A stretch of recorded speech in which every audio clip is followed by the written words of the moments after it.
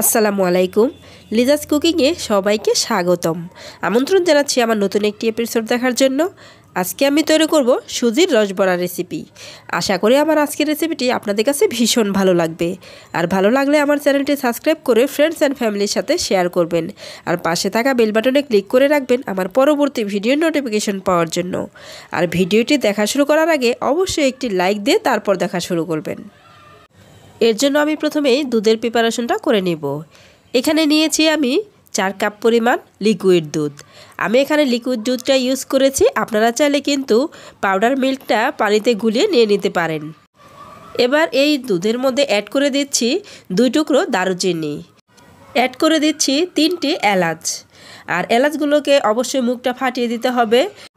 এবার আমি কিছুক্ষণ ফুটিয়ে নিচ্ছি। আর কিছুক্ষণ ফুটিয়ে নেওয়ার পর এই এলাচ এবং দারচিনির ফ্লেভারটা কিন্তু এই দুধের সঙ্গে মিশে যাবে। আর এটা কিন্তু খেতে ভীষণ ভালো লাগবে। এই দুধটাকে খুব ভালো করে জাল করে নিতে হবে। একটু সময় নিয়ে জাল করে নিচ্ছি আমি। এবার এখানে অ্যাড করে দিচ্ছি সামান্য একটু লবণ, অ্যাড করে দিচ্ছি 1/3 কাপ চিনি। এবার ভালো করে মিক্স করে নিচ্ছি। যতক্ষণ না পর্যন্ত চিনিটা গলে আসবে ততক্ষণ পর্যন্ত আমরা এই দুধটাকে নাড়তে থাকব। আর দেখতেই পাচ্ছেন এই দুধটা কিন্তু জাল করতে করতে অনেকটাই ঘন হয়ে আসছে। তার মানে আমাদের এই দুধটা কিন্তু প্রায় হয়ে গিয়েছে। এবার এখানে অ্যাড করে দিচ্ছি 1/3 কাপ খেজুরের গুড়। আর অবশ্যই কিন্তু এই খেজুরের গুড়টা দিতে হবে, তাহলেই কিন্তু এই রসবড়াটার পারফেক্ট স্বাদটা পাওয়া যাবে। এই খেজুরের গুড়টা দেওয়ার কারণে অনেক সুন্দর একটা কালার আসবে। আর খাওয়ার সময় কিন্তু খেজুরের গুড়ের খুব সুন্দর একটা ফ্লেভার আসবে। এবার এই এলাচ আর দারচিনিগুলো কিন্তু আমি তুলে নিচ্ছি, এগুলো তুলে ফেলে দিতে হবে। এবার ভালো করে মিশিয়ে নিচ্ছি। আর এই গুড়টা ভালো করে মিশে গেলে তারপর চুলা থেকে এই দুধটাকে নামিয়ে নেব। আর গুড়টা কিন্তু খুব ভালোভাবে মিশে গিয়েছে। এবার ঢাকনা দিয়ে ঢেকে একটা সাইডে নামিয়ে রেখে দিচ্ছি। আর অবশ্যই কিন্তু এই দুধটাকে গরম থাকতে হবে। এদিকে একটি মিক্সিং বল নিয়েছি, মিক্সিং বলের মধ্যে এখানে দিয়ে দিচ্ছি ডিম। আর আমি এখানে 3টি ডিম নিয়েছি, আপনারা চাইলে কম বেশি করে নিয়ে নিতে পারেন। এই ডিমের মধ্যে অ্যাড করে দিচ্ছি সামান্য একটু লবণ, আর দিয়ে দিচ্ছি 2-3 ফোঁটা ভ্যানিলা এসেন্স।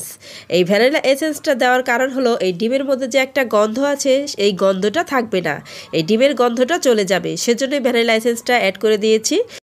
আপনারা যদি ভ্যানিলা এসেন্সটা না অ্যাড করতে চান তাহলে কিন্তু এখানে এলাচের গুঁড়ো অ্যাড করতে পারেন, কোনো সমস্যা নেই। এবার এই ডিমগুলোকে খুব ভালো করে ফেটিয়ে নিচ্ছি। আর যত ভালো করে ফেটা হবে এই পিঠাটা কিন্তু ততই ফুলবে আর একদম নরম তুলতুলে হবে। সেজন্য আমি একটু সময় নিয়ে ধৈর্য ধরে এই ডিমটাকে কিন্তু খুব ভালো করে ফেটিয়ে নিয়েছি। আর দেখতে পাচ্ছেন ডিমের কালারটা কিন্তু একটু চেঞ্জ হয়ে গিয়েছে, ডিমটা ফেটিয়ে নেওয়া হয়ে গেছে। এবার এখানে নিয়েছি আমি 1 কাপ পরিমাণ সুজি।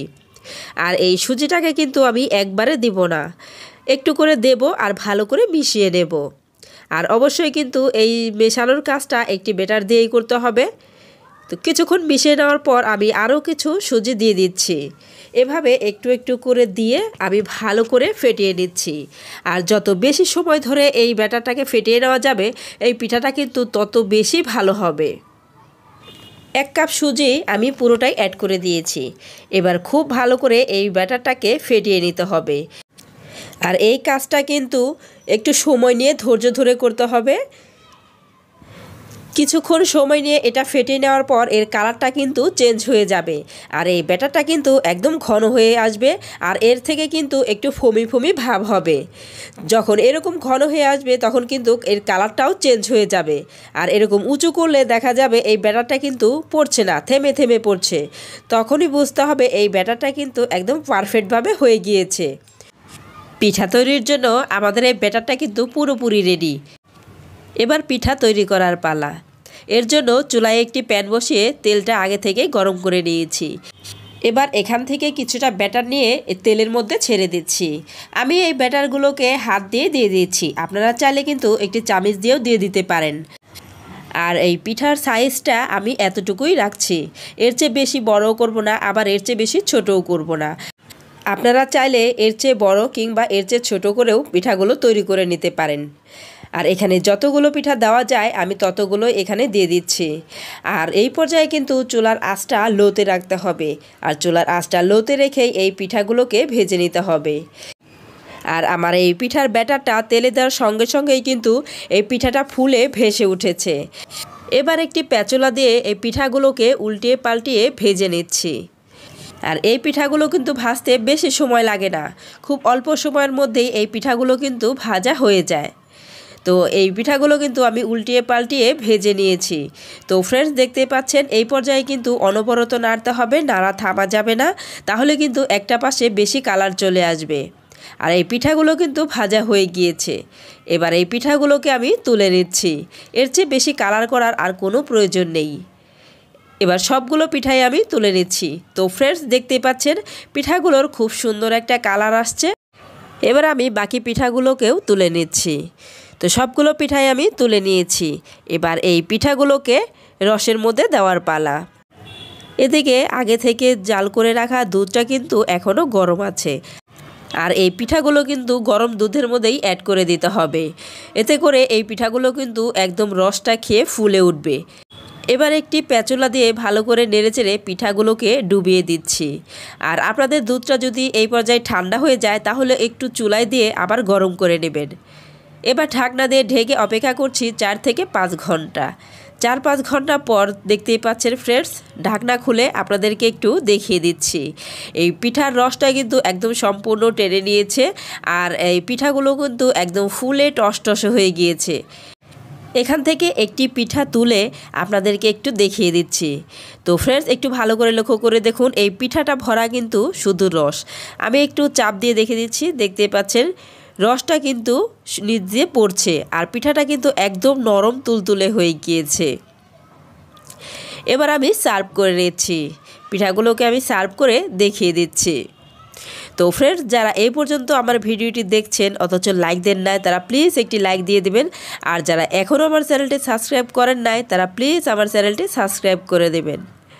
তো ফ্রেন্ডস, আমি একটি পিঠা ভেঙে আপনাদেরকে দেখিয়ে দিচ্ছি। তো দেখতে পাচ্ছেন ফ্রেন্ডস, এই পিঠার ভিতরটা কেমন হয়েছে। এই চামিচ দিয়ে একটু টাচ করলেই কিন্তু এই পিঠাটা একদম ভেঙে যাচ্ছে। একটু ভালো করে লক্ষ্য করে দেখুন, একদম নরম তুলতুলে আর সফট হয়েছে। আর পিঠাটা কিন্তু রস খেয়ে একদম টসটসে হয়ে গিয়েছে। তো ফ্রেন্ডস, আমার আজকের রেসিপিটি আপনাদের কাছে কেমন লেগেছে অবশ্যই আমাকে কমেন্ট করে জানাবেন। আর যারা একেবারে নতুন রাঁধুনি, আশা করি আমার আজকের রেসিপিটি তাদের কাজে আসবে। আর যারা একবারও এইভাবে এই রসবড়া পিঠা তৈরি করে খেয়ে দেখেন নাই, তারা একবার হলেও আমার রেসিপি ফলো করে এইভাবে রসবড়া তৈরি করে খেয়ে দেখবেন। আমার বিশ্বাস আপনাদের পরিবারের সবাই ভীষণ পছন্দ করবে। তো আজ এ পর্যন্তই, পরবর্তী পর্বে আবার দেখা হবে। সবাই ভালো থাকবেন। আল্লাহ হাফেজ।